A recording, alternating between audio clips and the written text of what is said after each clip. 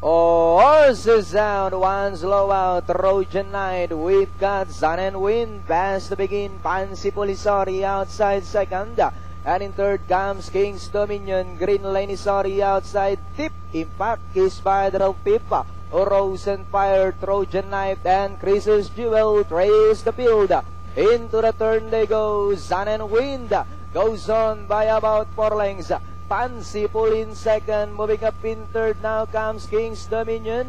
Deep Impact is Spider for 3 lengths, so in fifth comes Green Lane. Then followed by Rose and Fire, Trojan Knight, and Chris's Jewel. Sun and Wind by about 4 lengths. Fancy Pull now coming closer in second, King's Dominion in third.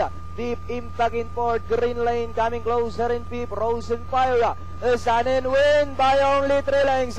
Then here comes Fancy Pull now coming closer in second. Green Lane in third and in fourth, Deep Impact. As they come down to the last 200. The lead now belongs to Fancy Pull by about 2 lengths. Green Lane now moving up to take second, Deep Impact in third.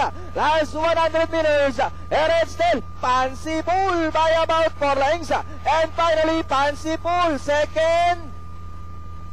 Close finish, Deep Impact, Rose and Fire, then comes